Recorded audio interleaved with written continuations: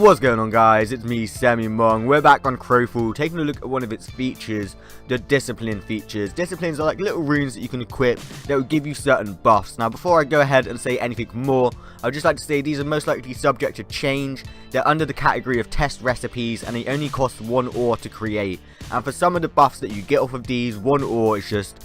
it's absolute pettant. So just expect in the future, next update, upon release, that these will require something a little more to create over just 1 ore. But with that being said, let's go ahead and just showcase some of the few buffs that you can get. Now, major and minor disciplines are like class disciplines. Weapon disciplines are weapons, obviously, and then harvesting is harvesting.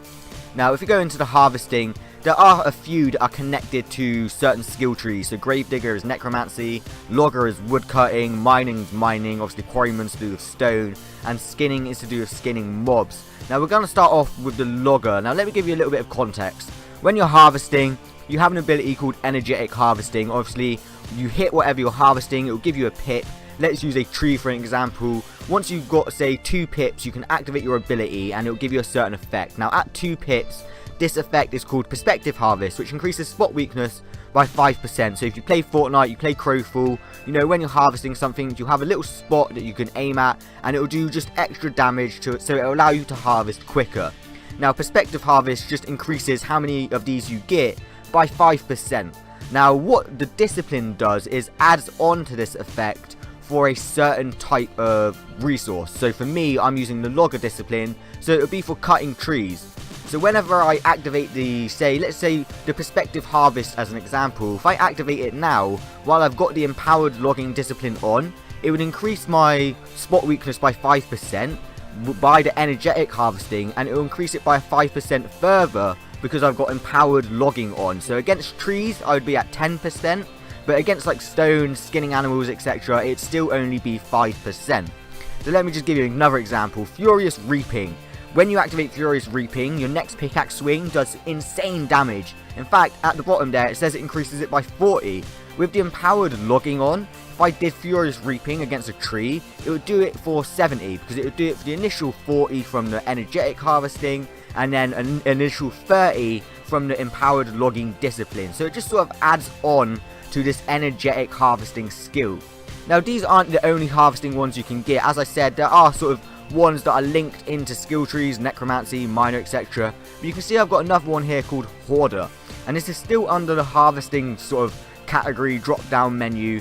What Hoarder does is gives me a passive ability which gives me stamina every time I hit a weak point. So you can see why I used the Perspective Harvesting one there as an example. So when you're harvesting, you get stamina every time you hit a weak point. Now what this also does is give me an active ability which I can swap my health for stamina. So if you're in the respawn area like I am, you know you're not going to get ganked, you know you're not going to get attacked, and you are mass harvesting anything, whether it be trees or stone, make sure you got this Hoarder discipline on, because then you can swap out some of your health for stamina in the safety of your respawn area, knowing you're not going to get ganked, and then you also get that extra passive which gives you stamina from weak points.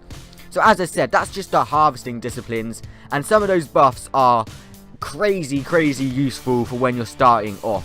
Now if we go ahead and take a look at some of the others, I was pressing the wrong thing. Let's go ahead and look at weapon disciplines. Well, if I said to you, what does a weapon discipline does? It will probably increase your stats to do with weapons. It will give you a buff to do with weapons. My sir, you are correct. Now I am a duelist, so I use a sort of a little dagger and a pistol, and I've got Master of Pistols on. So if I scroll over this, you'll see it gives me extra statistics, damage bonus, and a range bonus as well. And then it will also give me sort of little buffs to do with my skills. So I'll get critical hits, restore some of my dodge power, critical chance when I'm standing still, and pistol shot resets cooldown on another skill. So they sort of just interlink the skills, give you a sort of statistics boost as well. Now unfortunately you can only have one of these on, so as a duelist I do use a pistol and a little dagger sword thing. So potentially I don't know if I should go for the pistol one or Master of Rapiers, as you can see, duelist. But it depends. Like if you're a druid and you only use one, where is it? Is it Master of Arcane, Master of Focus? I think it's Master of Arcane. Oh no, that's the Confessor. mystical staffs. There you go. You would literally only need to equip one mastery discipline. So I'm kind of at a disadvantage being a duelist or being a dual wielding character, but it doesn't really matter. Now, something to note, guys, is that major and minor are class disciplines, but because the major ones or major harvesting ones are also classed as major, you would have to swap these out if you wanted to use the class disciplines in battle. But as you can see, class disciplines have a sort of a more flavory text to them. Like there's some weird names here: Destroyer, Blade Master, Black Mask, and they will just give you certain buffs. Now I want to give you an example, but I can't really think of one, so we're gonna go ahead and find a duelist one, because it's not just certain like increase your health and stuff like that. There is some quite specific ones. Let's have a gander. What one did I use yesterday? Mole Hunter. Here we go.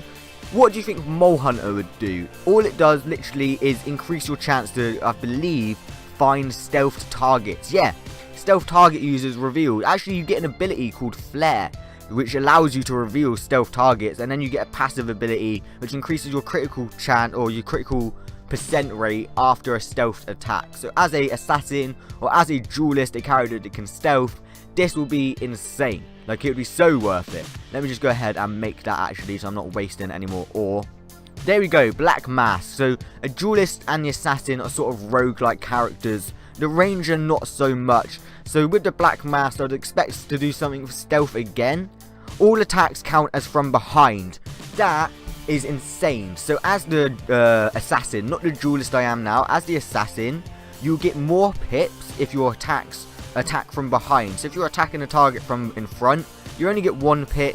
If you're attacking a target from behind, you get 2. And obviously you need more pips to do higher effective damage on other skills. So to have Black Mask count all your attacks as if they're from behind, it's so overpowering, especially for just 1 ore. This is why I'm saying they're going to change it in the future. And then obviously you'll get critical hit chance increased after losing stealth, and you just get more certain buffs. Now, let's take a look at some of these minor ones, because with the major ones, you can see that they are literally, some of them are game changing. With the minor ones, I'm guessing there'll be more sort of statistic increases rather than actual skill increases, or just sort of, yeah, I want to say statistics. I can't really pronounce it properly. Let's go ahead and there we go, Shadow's Caress. Once again, a jeweler, ranger, and assassin.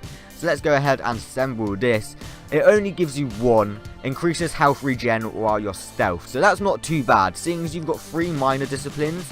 While you could stealth away, get a little bit of health if you're running low, come back into the fight. Like, what more could you ask for? Let's find another minor one.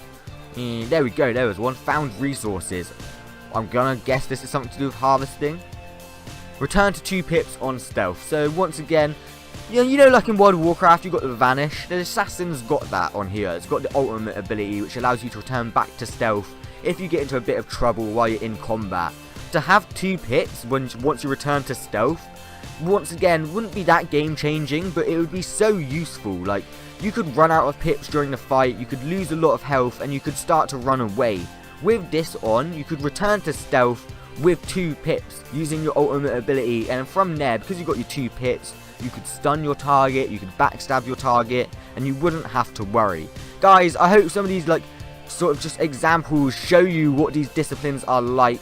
It is more the harvesting ones that I'm into. They really do help out, but some of these minor and major ones are just, as I said, they're game changing. Like, they will help you out so much. And then the weapon one is just, it's standard. Why would you not have a weapon discipline on, just to increase your statistics a little bit? If you've enjoyed, be sure to leave that like down below. If you haven't already, go pick up Crowfall. It is a great game, constantly in development. The devs are updating it once every week, giving you little forum updates, dev updates, game updates. It is going to be big, okay? I'm telling you. Thanks for all of the support, and I shall see you in the next video.